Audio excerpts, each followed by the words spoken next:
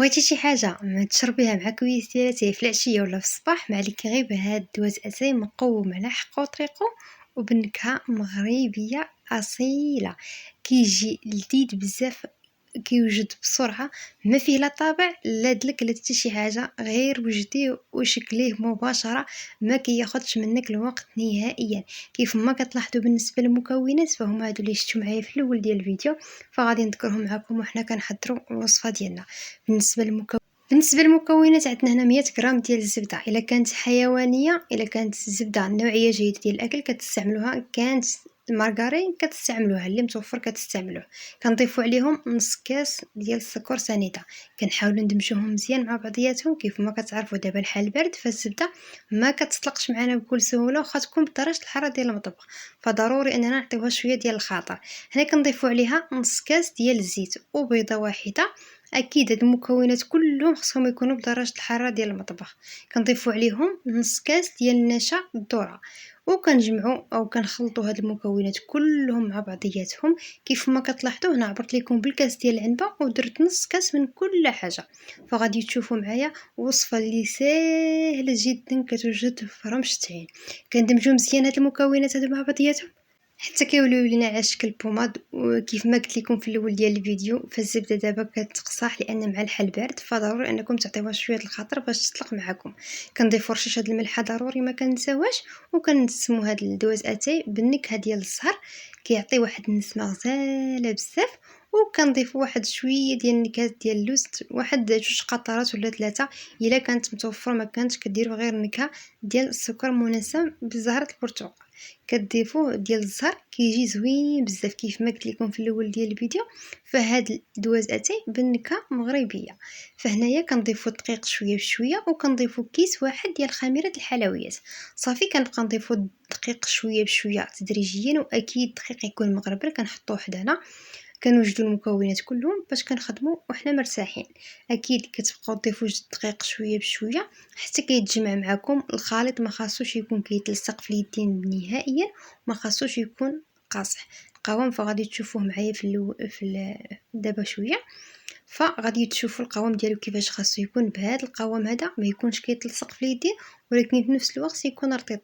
صافي من بعد ما كنجمعوا العجين ديالنا كنضيفوا هنايا عندي تقريبا 4 كاس ديال اللوز اللي هو محمر ومهرمش. عندي هنا تقريبا شي 2 معالق كبار ديال الزبيب اللي مقطعين قطع اللي هما صغار، وعندنا واحد 4 معالق كبار ديال الزنجلان اللي محمرين. اكيد المكونات كلهم بالنسبه للوز والجنجلان فهما محمرين. بالنسبه للزبيب والمشماش اللي قطعناه قطع اللي هما صغار، تقريبا عندي شي 2 معالق كنقطعوهم قطعات اللي هما صغار. اكيد كنغسلوهم من قبل وكنشفوهم وكنقطعوهم قطع صغار صافي.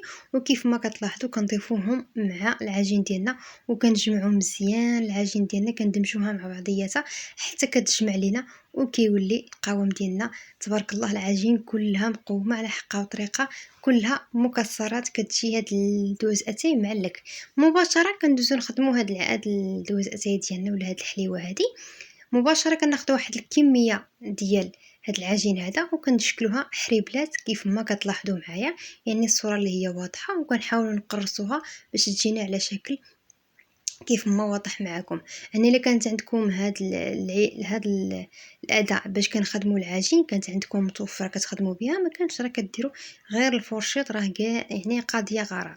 فماشي ضروري انكم ديروا هاد الاداة هادي، غير فورشيط راه قاضيه غرض. بالنسبه كيف ما شفتوا العجين تبارك الله راه كتجي فيها اللوز فيها اللوز. تقدروا تضيفوا حتى الكركاع، نسيت وما ذكرتوش معكم اللوز والمشماش والزبيب، فكتجي كلها مقومه وكيجيو ديك الفواكه الجافه متوزعين. فهنايا من بعد كنقطعوها على شكل صبيعات اللي يكونوا شويه عرض صافي، وكنحطوهم مباشره في اللاطه. كيف ما كتلاحظوا يعني الصوره واضحه جدا صافي. وكنهزوهم مباشره وكنحاولوا نقدوهم باش يجيونا الشكل ديالهم زوين. غير اكيد ما تغلطوهمش بزاف لان باقي غادي يختمروا في الفران، فحاولوا انكم ترقوهم. شفتوا السمك ديال العجين اللي خليت، فحاولوا انكم ما تغلطوهمش بزاف لانه باقي غادي يختمروا معنا في الفران. صافي كنشكلوهم بحال هكا صبيعات وكنحطوهم في اللاطه ديال الفران وكنحاولوا نقادوهم اكيد باش يجيونا الشكل اللي هو زوين. صافي هنايا الا جاتنا شي حبه اللي هي كبيره راه كنقصوا منها اكيد سواء بسكين ولا بهاد الاداه هذه باش كنخدموا العجين. كيف ما كتلاحظوا هذا هو الشكل ديالهم، يعني كيتهزوا بكل سهوله ما كتلصقش العجين نهائيا. صافي غادي نستمر بنفس الطريقه، كنهز العجين ديالنا ولا جاتنا شي حبه كبيره راه كنقصوها ما كاين حتى شي مشكل. صافي وكنقادوها وكنحطوها في اللاطه ديال الفران. كيف ما كتلاحظوا من بعد ما استفتها في اللاطه ديال الفران كناخذ واحد الصفر ديال البيض مع شويه ديال الخل وكندهنوا هاد الصبيعات هادو ولا هاد الوساتي كندهنوهم من الفوق. كندهنوا الحليوه ديالنا من الفوق بالصفر ديال البيض باش كتحمر لينا وكتعطينا واحد اللون اللي هو غزال. واكيد غادا نرشوها بشويه ديال اللوز من اللي هو مهرمش ولا الكركاع اللي متوفر عندكم.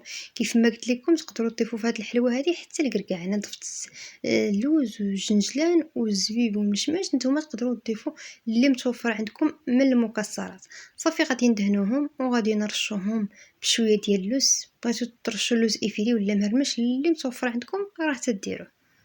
فهاد المرحله هذه راني شعلت الفران كيسخن على 200 درجه. ضروري انا بالنسبه للفران ديالي ضروري ما كنشعلو من قبل، كنشعلو الفران كيسخن مزيان. صافي وغادي ندخلو الحلوه ديالنا كطيب وكنقصو ليه على 190 180 وكنخليوه يطيب. الا طيبتوه في الفران ديال الضو العادي كتشعلوا الفران ديالكم حتى كيسخن وكتحطوا الحلوه ديالكم الفوق حتى كطيب وكتبدا تحمر لكم من التحت وكتهبطوها لتحت. يعني تبدا تحمر لينا من الجهه السفليه كتهبطوها تحمر لكم من الفوق وصافي. هنا الحلوه ديالنا كتكون واجده. بالنسبه للطياب كتاخذ لينا 35 دقيقه ديال الطياب. اكيد كل سيده كتعرف الفران ديالها كيفاش كيطيب. هنا بالنسبه للحلوه ديالنا من بعد ما طابت وتحمرت كتكون على هذا الشكل هذا. دواز اتاي خفيف ظريف بنين مقوم على حقو طريقو. كيجيب ديك النكهه ديال الزهر والنكهه ديال اللوز اللي هما كيتواتوا. كيجي على هذا الشكل هذا. تحضروه في الحاكوز الله يدخلوا علينا ولا السنه الامازيغيه الله يدخلها علينا بالصحه والسلامه يا ربي وبكل المتمنيات. فهنا كتكون الوصفه ديالنا واجده نقدموها بالصحه والراحه. كيف ما قلت لكم سهله بسيطه كتوجد بسرعه واهم حاجه انها كتجي بنينه. فنتمنى الوصفه ديال اليوم تكون نالت الاعجاب ديالكم. فغادي نحل معكم وحده تشوفوا كيفاش كتجي. فخرجت لي هاد الكميه اللي كتشوفوا وخمسه الحبات باقيين في الفران تيطيبوا. فهنا كيف ما كتلاحظوا كنحاول نوريكم جميع الحبات كيفاش كيجيو بدوك الفواكه الجافه كيفاش كيجيو وسط العجين ديالنا يعني متوزعين من جميع النواحي.